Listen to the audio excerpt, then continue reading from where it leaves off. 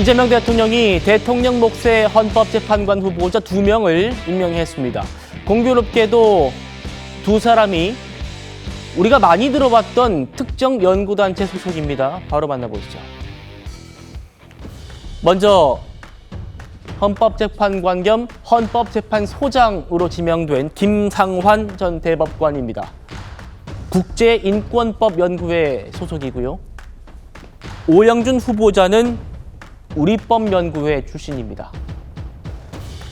이 두 사람을 이재명 대통령이 지명했어요. 야당이 반발하고 있습니다. 뭐 어느 정도 예견된 인사고요. 정권이 바뀌었다는 것을 실감하는 인사라고 생각합니다. 진보 진영 4명이 됐다고 했어요. 네. 모두 국제인권법, 우리법 연구회 출신입니다. 네.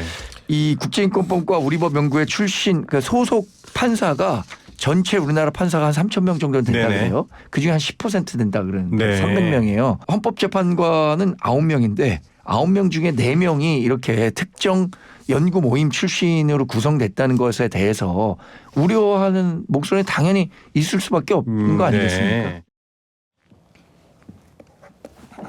두 사람이 이번에 모두 임명된다면 민주당이 의석의 과반을 점유하고 있기 때문에 사실상 임명이 될 가능성이 매우 높습니다.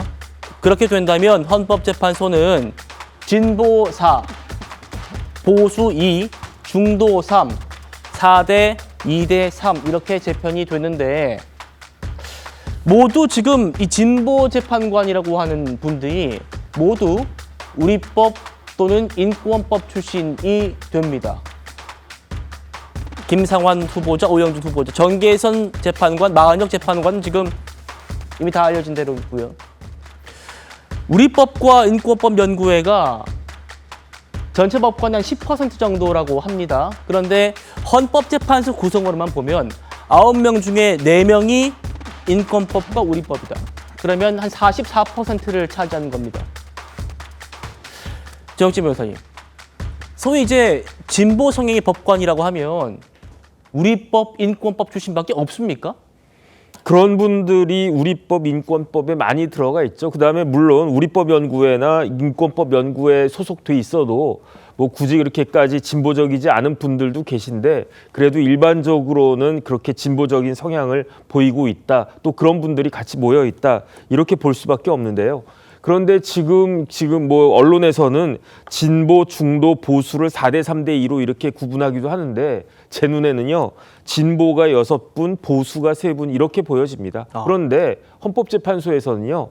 6명만 똘똘 뭉치면 모든 걸 다 할 수 있지 않습니까? 저는 그런 것들이 좀 걱정이 되고 법관은요. 제가 이제 재판도 많이 해보고 해왔지만 공정한 것도 굉장히 중요하죠. 공정한 판결을 내리는 게 물론 당연히 기본적으로 제일 중요한 건데 또 중요한 게 있어요. 뭐가 중요하냐면 공정하게 비춰지는 것도 굉장히 중요하거든요. 왜냐하면 재판이라고 하는 거는 승패를 가르는 거기 때문에 결국 패배한 쪽 입장에서는 굉장히 불만이 있을 수밖에 없는데 판사가 아무리 제대로 된 판결을 정확한 판결을 내렸다고 하더라도 재판 과정에서 굉장히 불공정한 그런 모습을 보이면 거기에 승복할 수 있는 사람들이 얼마나 있겠는가. 이런 부분들에 있어서 그 이재명 대통령이 법조인 출신으로서 이런 부분들 굉장히 잘 아실 텐데 이렇게 하신 거는 조금 유감이다 이런 생각은 들고요.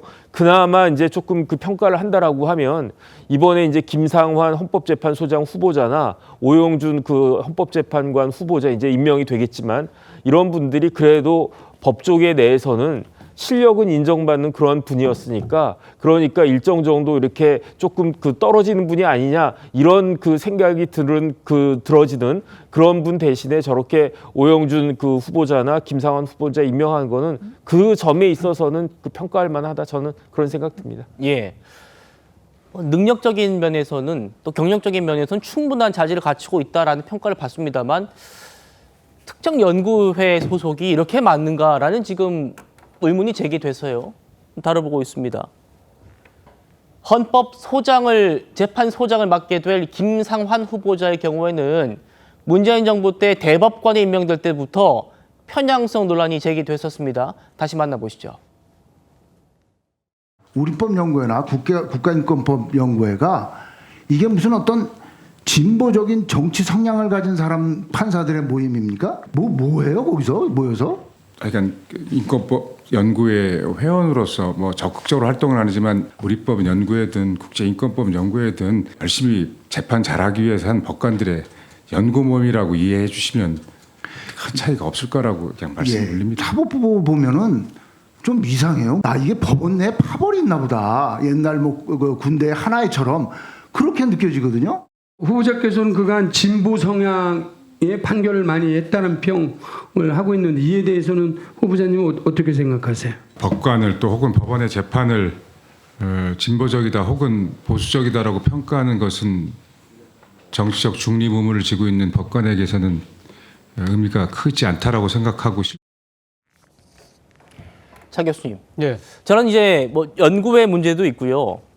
그리고 공교롭게도 이 김상환 후보자 같은 경우에는 이재명 대통령과 재판으로 직접 엮인 그런 인연도 있더라고요.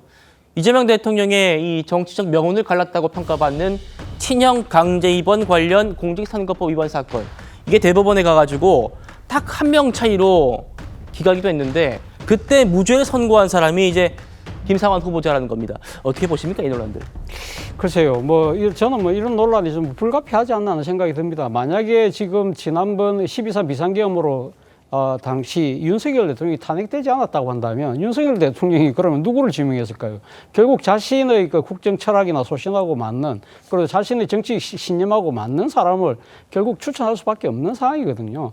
그렇기 때문에 저는 불가피한 논란이 있다고 보는 것이고 김상환 이 전 대법관 같은 경우는 앞서 이야기한 것처럼 이재명 대통령의 당시 그 경기도의사 선거 때의 공직선거법 위반, 허위사실 공표와 관련해서 당시 대법원 내에서 치열한 논쟁이 벌어졌을 때 공교롭게도 이재명 대통령의 무죄 쪽에 서는 바람에 상당히 이렇게 보면 보온의 차원이 아니냐 이렇게 보실 수도 있을 거라는 부분도 저도 충분히 짐작은 됩니다만 꼭 그렇다고 해서 이 사안을 이렇게 볼 수 있을 것인가라는 생각이 든다는 겁니다. 이분이 딴 분도 아니고 지금 대법관을 했던 분이고 그리고 나름대로 지금 이번에 지명을 하면서 헌법 소장으로 지금 추천을 한 거잖아요. 예. 그런 측면에서 본다고 한다면 아마 대통령의 입장에서는 우리나라의 헌법 가치를 제대로 수호할 수 있는 책임자가 누굴 것인가는 그런 큰 대의를 좀 더 고려하지 않았을까 하는 생각이 들고요. 저는 사실 오늘 그 인사를 보면서 그나마 다행이었다고 생각하는 부분이 애초에 당초 거론된 후보 중에 한 명이 이승엽 변호사라고 있었잖아요. 그렇죠. 그러니까 이재명 대통령의 여러 재판의 변호인으로 활동했던 분인데 그분이 고사했다고는 하지만 결국은 비판 여론 때문에 결국 이재명 대통령이 뜻을 접은 것이 아닐까라는 차원에서 본다고 한다면 저는 그나마 상당히 다행이라는 생각이 들고 그리고 또 김상환 재판관과 함께 추천이 된 오영준 재판관 같은 경우도 지금 우리법 연구회라고 이야기는 하지만 이 윤석열 정권 당시 대법관 후보에 그때 후보군에 2분이나 들어갔어요. 그렇다고 한다면 이분도 우리법 연구회라는 꼬리표보다는 아무래도 그 능력이라는 차원에서는 모두가 다 공감하고 있는 분이 아닐까라는 생각이 들고 딱 제가 한마디만 더 첨언을 한다면 예. 미국 같은 경우 우리의 헌법재판소의 역할을 하는 것이 대부분인데 미국 같은 경우는 대통령이 일방적으로 지명하잖아요. 그나마 우리나라는 대통령이 3인, 대법원장이 3인, 그리고 정당 추천이 3인이기 때문에 나름대로의 그 정치적 균형을 맞출 수 있는 그런 상황은 되어 있다. 정말 보수가 정말 안타깝게 생각할 대목은 만약에 이 윤석열 전 대통령 임기가 계속되고 싶다고 한다면 이건 또 역전되는 상황이 됐을 건데 그건 어떻게 보면 자합자득이라는 측면도 무시할 수 없을 것 같습니다. 예.